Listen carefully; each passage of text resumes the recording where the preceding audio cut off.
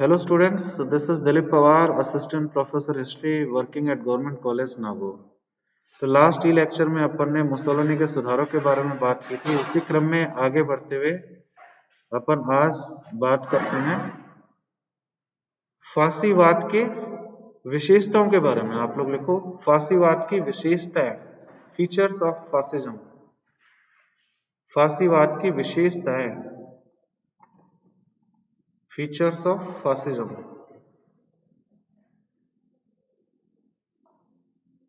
कई विचारकों ने फासीवाद की अवधारणा दी।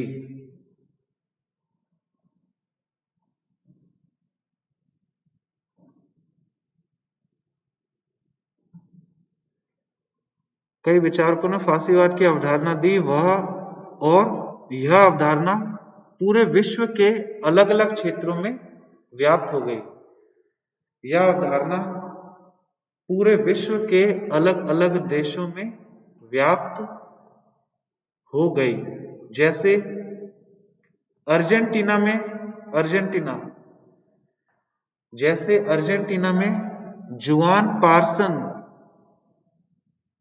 जुआन वहां का मिलिट्री लीडर था, जुआन जुआन पार्सन PARSON।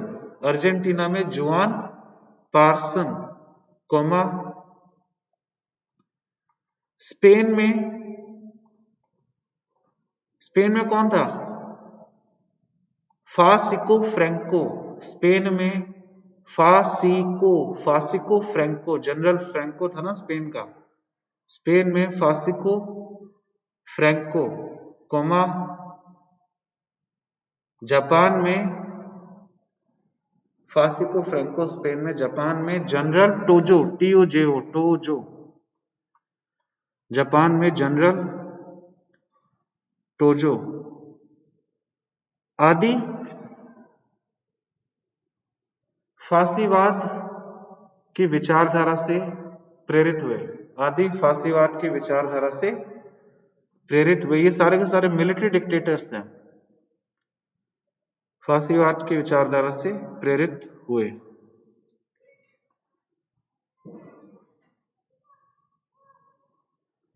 यह सिद्धांत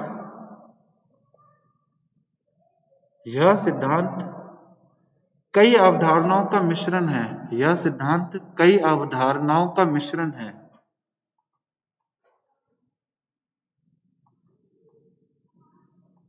जैसे हीगेल एक विचारक है। हीगेल का विचारवाद, आइडियलिज्म।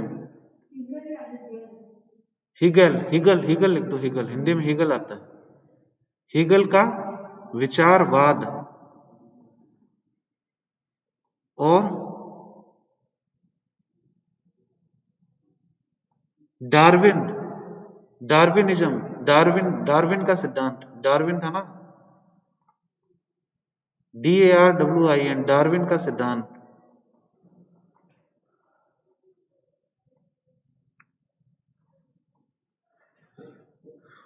सरल शब्दों में आगे लिखो, जैसे कि सरल शब्दों में फासीवाद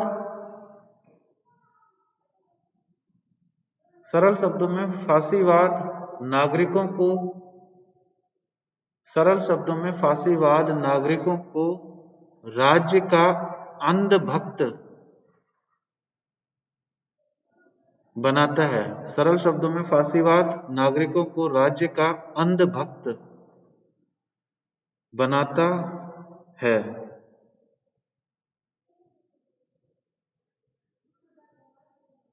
राज्य की उपासना निरंकुश शासन, निरंकुश शासन, टोटलिटेरियनिज्म, निरंकुश शासन। मिलिटरिज्म, सैनिकवाद,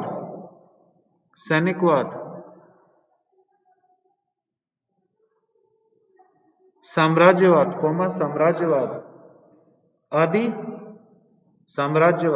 आदि इसकी प्रमुख विशेषता है।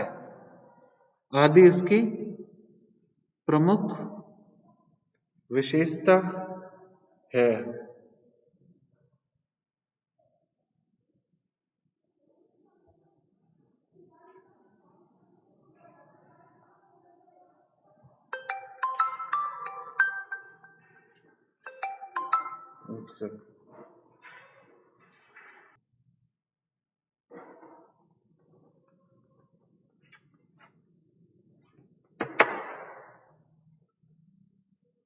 राज्य,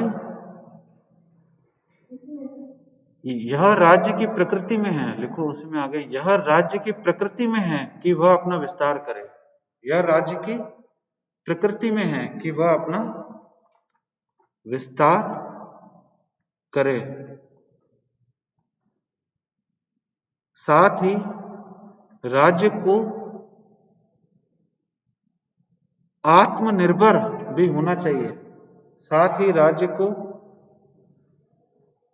आत्मनिर्भर भी होना चाहिए। साथ ही राज्य को आत्मनिर्भर भी होना चाहिए। कॉमा, केंद्रीकृत राज्य की स्थापना होनी चाहिए। केंद्रीकृत राज्य, सेंट्रलाइज्ड, केंद्रीकृत राज्य की स्थापना होनी चाहिए। कॉमा, राज्य साम्यवाद का घोर विरोधी होगा। राज्य साम्यवाद का घोर विरोधी होगा, यानी हर जगह कोशिश रहेगी कि साम्यवाद की विचारधारा है बिल्कुल भी पनप नहीं पाए। राज्य मौका परस्त होगा, अपॉर्चुनिस्टिक। राज्य मौका परस्त होगा क्योंकि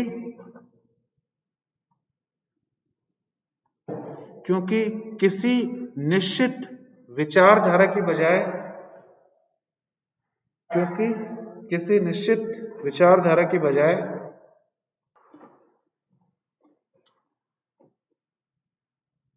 राज्य मौका परस्त होगा क्योंकि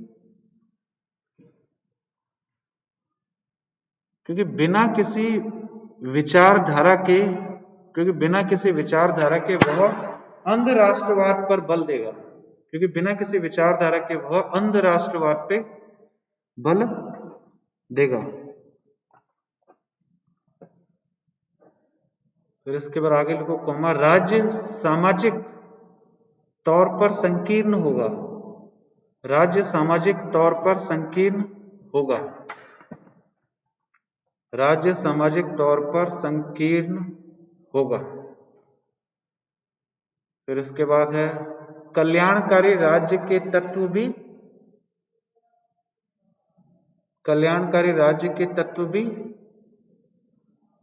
अपनाए जाएंगे। कल्याणकारी राज्य के तत्व भी अपनाए जाएंगे। यह सिद्धांत एक पार्टी, एक नेता और एक विचार पर बल देता है। जैसे चाइना में है, one party, one leader, one idea. यह सिद्धांत एक पार्टी, यानी दूसरी कोई पार्टी नहीं होगी, केवल एक ही पार्टी होगी। एक पार्टी, एक नेता, मुसोलिनी के अलावा कोई दूसरा नेता नहीं होगा।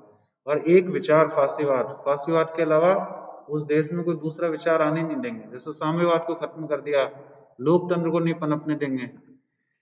एक पार्टी, एक नेता और एक विचार पर बल देता है। कॉमा, यह व्यक्तिवाद का विरोध करता है। यानी राज्य व्यक्तिवाद का विरोध करता है।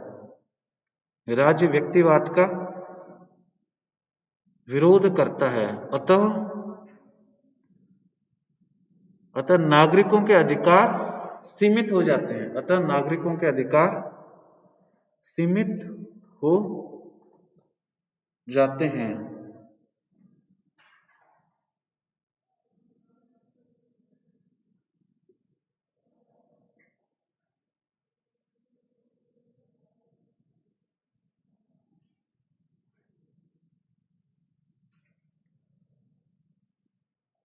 यह लेसेज फेयर, स्पेलिंग लिखो LASSIZ, यह लेसेज LASSIZ। फिर दूसरा शब्द है फेयर, FAIR, LASSIZ FAIRE, अर्थात अहस्तक्षेप की नीति। यह लेसेस फेयर अर्थात अहस्तक्षेप की नीति को नहीं मानता, अहस्तक्षेप की नीति को नहीं मानता। लेसेस फेयर का क्या मतलब होता है? अहस्तक्षेप की नीति, यानी सरकार आर्थिक गतिविधियों में हस्तक्षेप नहीं करेगी। लेकिन मुसोलिनी ने तो अर्थव्यवस्था के सभी क्षेत्र में अपना हस्तक्षेप किया, तो इस नीति को नहीं मानता। लेसेस फेयर नीति की तरह ही अब इसी के कारण हम देखते हैं कि प्राइवेट इन्वेस्टमेंट आता है, प्राइवेट कंपनी अच्छा विकास करती है देश की अर्थव्यवस्था में, तो उसको लेसेस फेयर की नीति कहते हैं, यानी सरकार का कम हस्तक्षेप हो, प्राइवेट कंपनियों को डेवलप होने दिया जाए।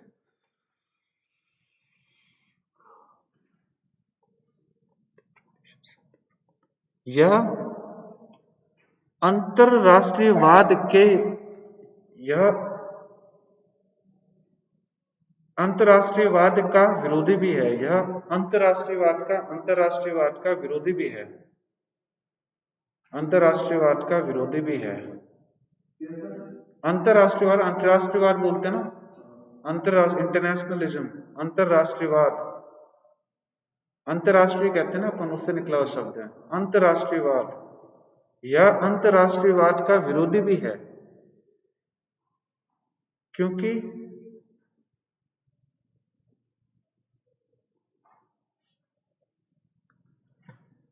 क्योंकि फासीवाद के कारण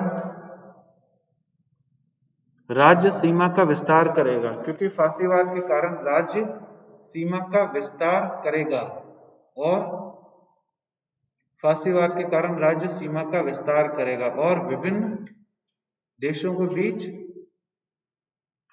फासीवाद के कारण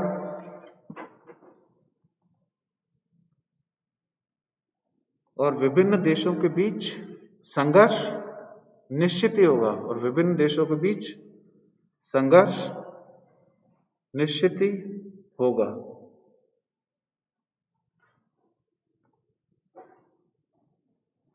इसी के साथ ही हम आज का ई लेक्चर यहाँ पे समाप्त करते हैं। मुझसे जुड़ने के लिए आप लोगों का बहुत बहुत